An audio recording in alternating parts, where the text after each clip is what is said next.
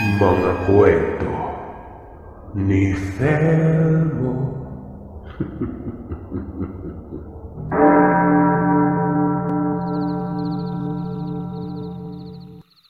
Ipinalaki ako ng mga magulang ko na spoiled brat at pasok sa mga kung ano ang moderno noong kapanahunan. Kaya naman hindi ko inasahan na magkakaroon kami ng karanasan na ganito. Ako si Luis, mahigit 40 anyos na. At ito, ang karanasan namin sa tinatawag na kulam o barang. Gaya ng sabi ko, mula pagkabata ko ay bigay lahat sa akin ng gusto. Nakakapag-travel ako. May mga remote control akong laruan. Mga bagong damit na hindi natatamasa ng mga kaklase ko mula elementarya hanggang high school. Ang hindi ko alam, kung gaano ako ka-spoiled ay ganun din ka mapagbigay ang aking mga magulang sa mga kamag-anak namin. Hindi naman fully binigay pero kumbaga, nagkaroon ng rights ng lupa ang iba naming kaanak noon. Lalo na yung mga kapatid ni Papa. Hindi naman sa pangaano Sir pero si Mama po kasi, siya'y may kaya noon. Pero si Papa yung magaling mag-isip ng mga negosyo at kung paano palaguin ito. Meant to be ka nga. Kaya tuwang-tuwa din ang lolo at lola ko sa mother side ka Papa.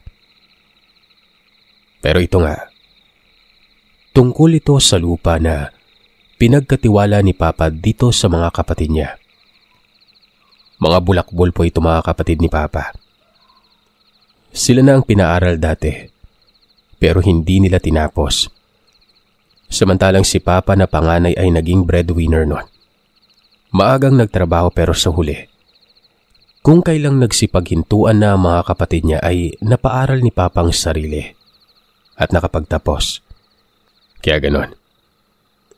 Pero kahit ganon ang nangyari, pinagkatiwalaan pa rin sila ni Papa. Pinagkatiwala ang malaking lupang nabili ni Papa sa kanila.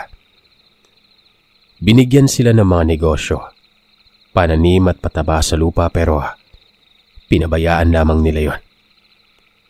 Sa haba ng panahon ay pinabayaan sila ni Papa dun sa lupang yon. Nasa 20 anyos ako nang magkasakit si Papa. Ang bilis lang Sir Seth. Parang isang hapon lamang ay nagsabi siya pagka-uwi niya na masama ang pakiramdam niya. Pawisan, namumutla. Kinagabihan nga noon ay sinugod na namin siya sa may ospital. Palaging nagpapacheck up ang aking Papa. Kaya mismong ang private doctor niya ay nagulat nang na-diagnose siya ng cancer sa may baga noon. Isa sa pinakamahirap na uri ng cancer dahil nga mabilis itong kumalat sa iba't ibang parte ng katawan. Maraming test na ginawa at sa loob ng 5 araw na pamamalagi ni Papa sa ospital, para bang tumanda ito ng husto. Numipis at pumuti ang buhok niya. Kumulubot ang katawan. Nawala ang kanyang pagiging matipuno. Wala na umanong tsansa ayon sa mga espesyalista. Kahit ng mga makabagong paraan ng panggagamot noon para sa cancer, maliit na lamang ang tsansa noon. Ayaw ni Papa na pumanaw sa ospital kaya nirequest niya na umuwi na lamang sa bahay habang hinihintay ang mga huling sandali ng kanyang buhay. Isang umaga, nagulat kami na sobrang lakas ni Papa. Humingi siya ng maraming pagkain dahil gutom na gutom umano siya. Pagkatapos kumain, sinabi ni Papa kay Mama na yung lupa umano namin sa mga kamag-anak niya pinapaasikaso sa amin. Mas maigi umanong ibenta na yun at magnegosyo na lamang kami ni Mama. Sapat na umano yung kung sakaling hindi na siya magtatagal. Malawak ang lupain na ito. Sabi pa ni Papa, tirahan na lamang ng kapiraso ang mga kapatid niya. Yung sakto lamang sa kanila matitirahan. Hindi na umano niya maaasikaso ito. Nakausap niya naman umano ang mga kapatid niya at sinabi ang bagay nito, pero pagkatapos nga noon, nagkasakit na siya. Umuo na lamang ng umuo si Mama. Naging masaya kami buong araw noon. Nakakaupo pa si Papa noon at nagawa ko pang akayin para pumuesto sa balkonahe. Paboritong lugar na yun sa bahay. Kinagabihan, nagsabi si Papa na magkakatabi umano kaming matulog, na hindi namin inakalang huling gabi na niya pala yun. Nagising si Mama dahil sa nakaamoy siya ng nangangasim at tila nabubulok na sugat. Kasabay nito ay ang biglang pagdami ng langgam sa mahigaan.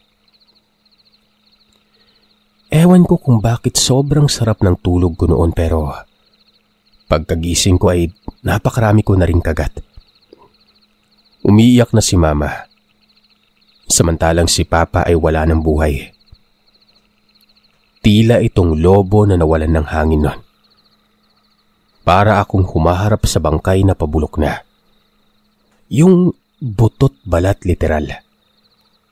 At napakaraming langgam na hindi namin alam kung saan nanggagaling. Gulat na gulat kami ni Mama. Umiiyak si Mama samantalang ako ay tumakbo kila Lolo para humingi ng tulong. Yung lolo ko na ito at ang lola ko ay sa mother side po.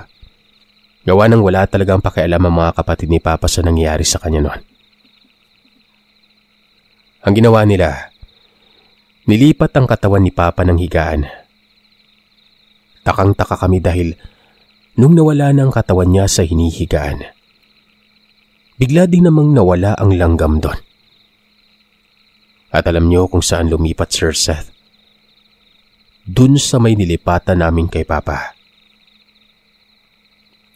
Buong magdamag naming nilinis si Papa hanggang sa unti-unting nawala ang mga langgam na kahit anong gawin namin ay hindi namin alam kung saan tutungo at saan nanggagaling.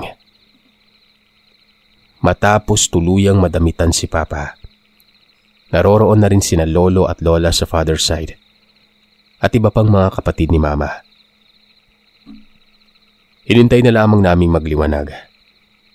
Bali syempre, takang-taka naman kami kung bakit pinaalam naman kina Lolo at Lola ang pagkamatay ni Papa. Pinasundo. Pero itong kapatid ni Papa na tatlo, hindi kaagad pumunta. Ang sabi, susunod na lamang umano sila. Bandang 3:00, madaling araw. Dito na kami nakakarinig ng tunog ng tuko.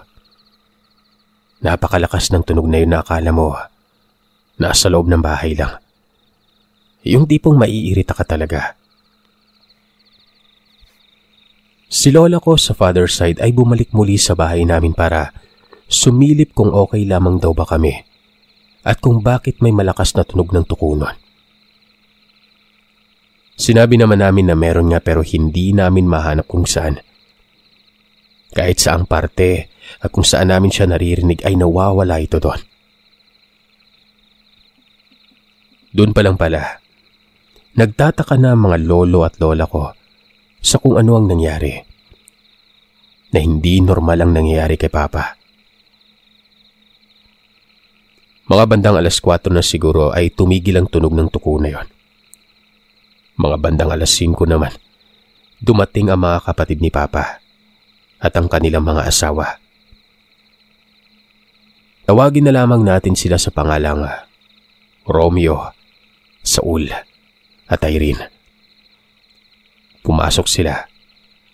Hinaplos-haplos lamang si Papa. Pagkatapos ay tumulong na ito kina Lola sa pag-asikaso ng kung anuman.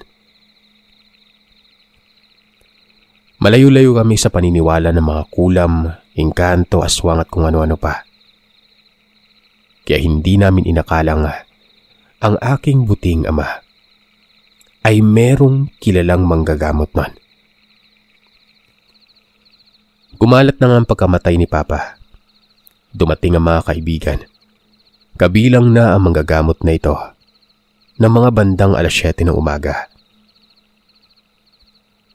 Pagkakaalala ko ay nasa 50 anyos na ito. Matipuno at tila batak sa mga mabibigat na gawain. Tawagin na lamang natin siya sa pangalang Simon. Alam mo, Sir Seth, pagkapasok pa lamang ni Simon sa loob ng bahay namin, itong 3 magagaling na kapatid ni Papa, parang hindi mapakali. Hindi lang namin napansin kaagad na mali pero nagtabi-tabi silang 3 nun. Nagbulungan. Hindi na nila nagawang tapusing tulungan ang kanilang mga magulang pero nagpaalam na silang umalis. Nung umalis sila, ay nagpapyaw itong si Simon ng mabuti naman na wala nang masangsang na amoy. Sabay lumapit ito kay Papa. Umiling-iling at sinabi sa amin na hindi man lamang umano siya naisipang lapitan ni Papa nun.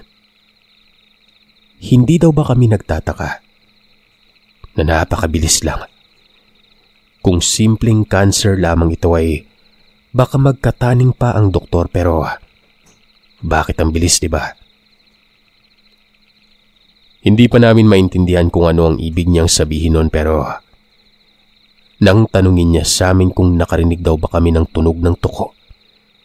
Matapos pumanaw si Papa, dun kami namangha. Umuo naman kami. Walang pagdadalawang isip niyang sinabi na nakulam o binarang si Papa. Kay Papa lamang umano magsisimula ito. May susunod pa umano hanggat hindi ito hinihinto. Lalong-lalo na kung hindi ito maaagapan. Dahil sa medyo gulong-gulo pa si Mama noong mga panahon na yon, ay hindi niya pinakinggang mabuti si Simon. Halos ayaw niya itong pansinin. Ayon sa mga nag-imbalsamo habang nililinis si Papa, ay may mga nakikita silang tinatawag na pihis. Ito'y mga uod na nanggagaling sa itlog ng langaw. Para umanong napakatagal nang namatay ni Papa. At yun ang kauna-unahang beses nilang makahawak ng ganong katawan. Sa buong linggo ng lamay, tuwing bumibisita si Simon, biglang nawawala ang mga kapatid ni Papa. Naalala ko pang ang pinagalitan sila nila Lola gawa ng hindi nila tinatapos ang kanilang trabaho. Ultimong noong mailibing si Papa, ang bilis lang nilang tumingin sa kabaong nito. At itong si Simon ay tila ba inaasar pa sila. Dumidikit siya sa mga ito na siyang dahilan para hindi sila mapakalinon.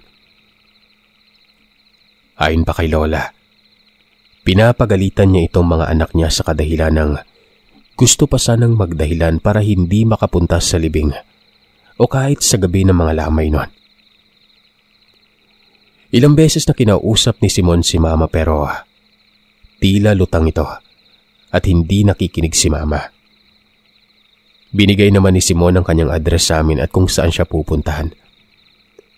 Mag-ingat umano kami dahil hindi pa ito nagtatapos doon.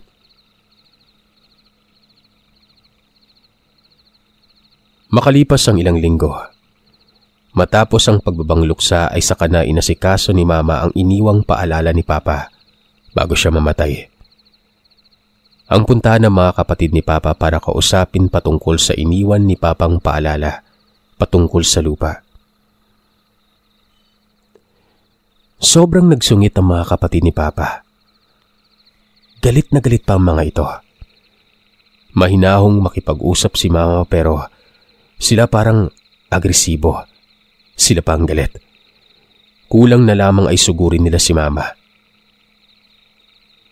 Tinakot nila ito na kapag nagpumilit pa siya ay baka daw hindi na ito makauwi sa amin nun. Siyempre ako galit na galit. Sinugod sila nun. Tapos ay ipapatawag pa sana namin ito sa barangay pero hindi sila sumipot. Doon naman ibinahagi ni Mama ang issue niya. Kaya sinabihan kami ng punong barangay na ipasomon o ipatawag na lamang ang mga kapatid ni Papa para sa usaping ito kung saan sila dapat ipatawag. Ang pagkakaalam ko ay meron noong pumunta doon sa bahay nila para ipaalam na pinapasoman nga sila nun.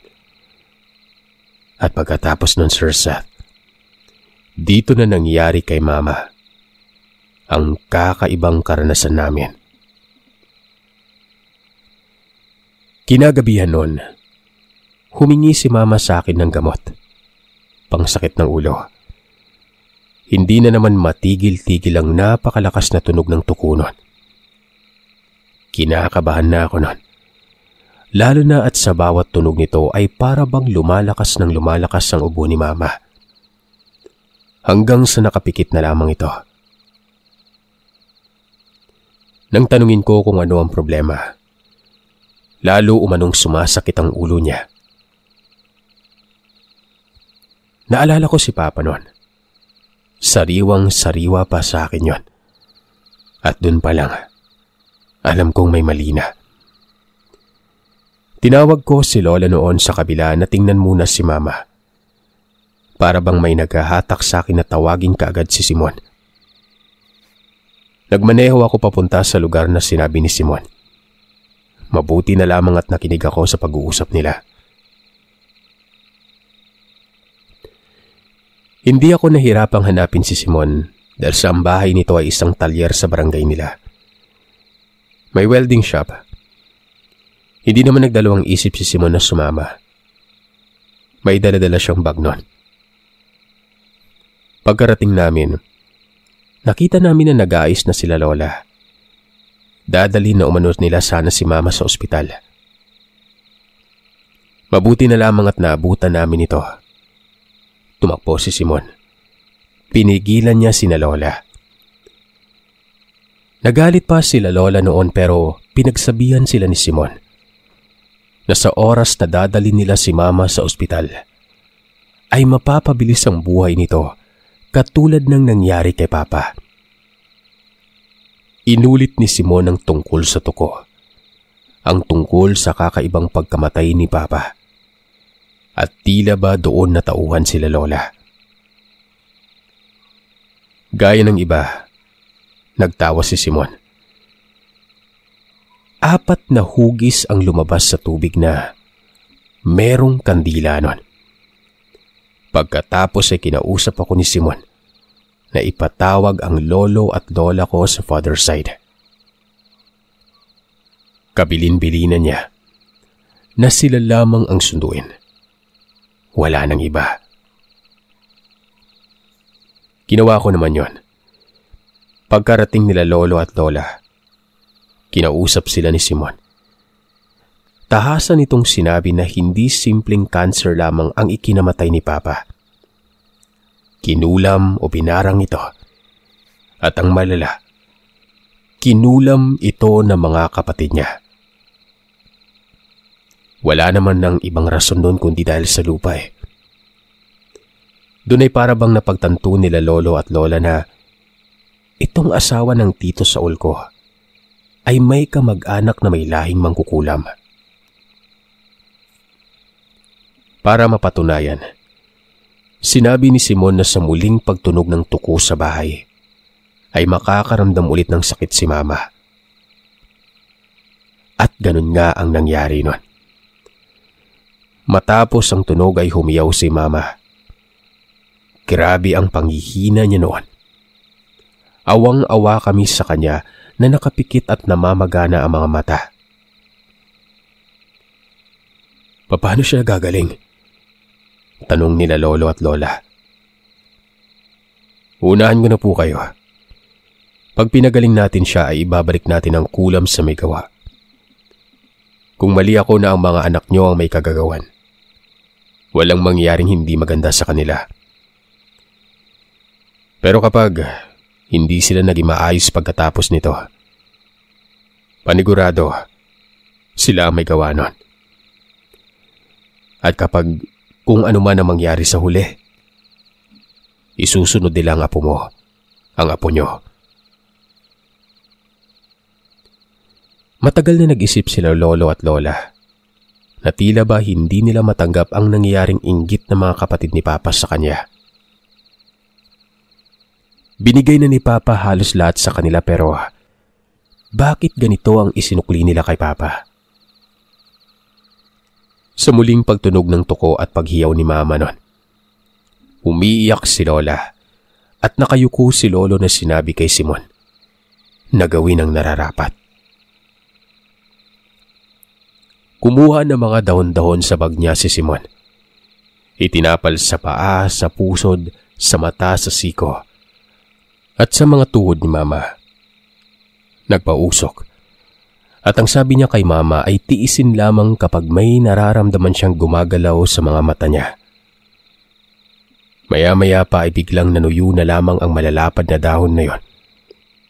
Laking gulat namin nang isa-isang naglalaglagan yung mga mapuputing uod, Sir Seth. Namamasa-masa ang mga ito. Tandang-tanda ko noon na halos mapuno ang isang bao ng niyog sa mga uod na yon. Hindi na makatingin ng mga lolo at lola ko sa nangyayari. Pero habang paulit-ulit na ginagawa ni Simon ang ritual, ay paunti na rin ang mga uod na yon. Hanggang sa wala na siyang makita. At doon na rin kumalma si Mama at nakatulog. Nagpasama si Simon at ang sabi niya ay dalhin daw siya sa pinakalikod ng bahay. Yung likod kung saan hindi napupuntahan masyado.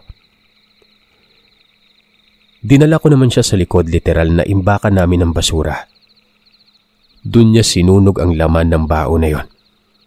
Sinigurado niyang abo at sunog na ang lahat ng ito. Bago niya dinurog ang laman, nilagay sa mga kamay niya at inihip sa hangin. Naghugas siya ng kamay sa may poso at pagkapasok ay sa kanya sinabi sa amin na tapos na. Hindi na makakaramdam si Mama ng hindi maganda. At maski ako, protektado na rin sa kung anong pwedeng mangyari.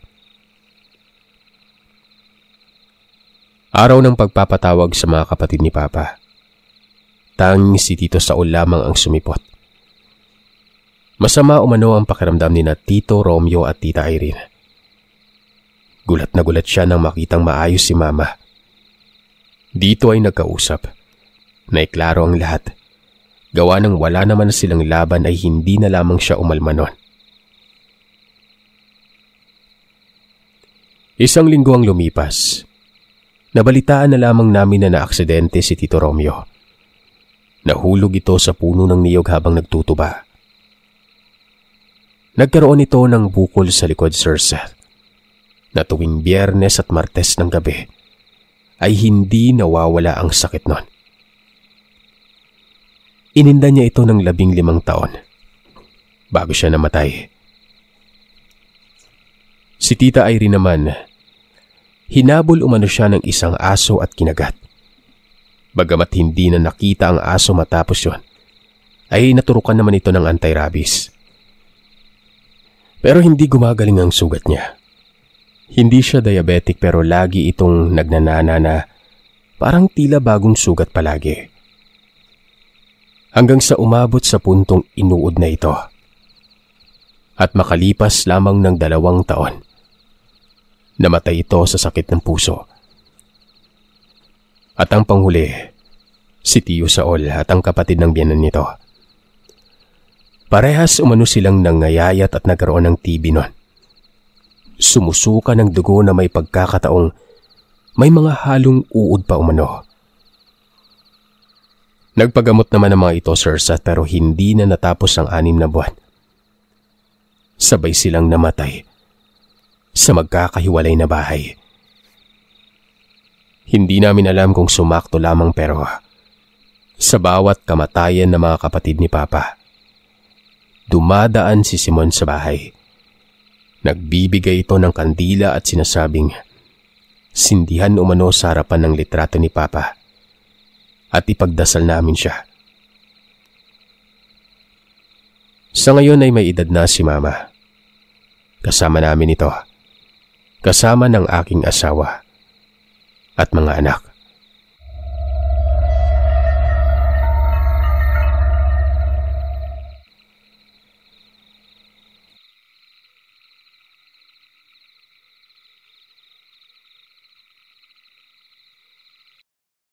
Maraming salamat mga kagiliw sa pakikinig. Madako naman tayo sa shoutout request. Sa mga gusto magpa-shoutout, i-message nyo lang po ako. Sa mga gusto naman magpa-member, i-click nyo lang yung join button sa tabi ng subscribe button po. Sa mga naka-Apple naman, kailangan nyo mag-sign in sa mga browser, okay? Shoutout sa mga nag-celebrate ng kanilang monthsary sa membership natin. Happy 2 months! Ameline Asist, Yanil Cayabyab, Vencris Sormieda, and Winde Chantal Alvero. Or Windy, diba? Windy. Happy 3rd, The Kench 26. Happy 4th. Happy 4th, Corina Numorosa and Gloris Putian. Happy 7th, Allen 13 David and Michelle Ann. Happy 8th, Flores Jajazel Labto. Happy 10th, Joseph Esteban, Ikay, Jerilyn Ijao, and Reyna T. Payungayong. Happy 11th, Naya Smith and Manila Puten. Happy 12th, Timmy Stories and Vlogs. Happy 13th, Moymoy Salahudin and Merly Alonso. Happy 15th, Mards B and Leia Andesa. Happy 16th, Rain YouTube Roblox. Happy 17th, Ilion Elise Elizer Matalobos and Teresa. Happy 18th, Perber Cesar John. Happy 19th, Sun Love and Milo. And Ang Sundu Horror Stories yan. Subscribe kayo kay Boss Buddy. Happy 20th, Christine Olson and Sturdy Builders and Christian De La Cruz. Happy 21st, Maricar M and Micaela Pulmones. Happy 23rd, Andre. Happy 26th, Random. Happy 26th din kay Linus Santome. Happy 27th sa aking Maris. Happy 28th kay Reigns Archive PH, Maria Teresa Pineda, and Maricar Pastrana.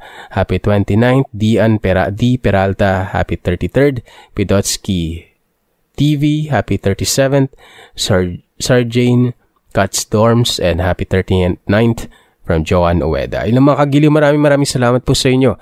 Happy weekend po. Bukas ulit.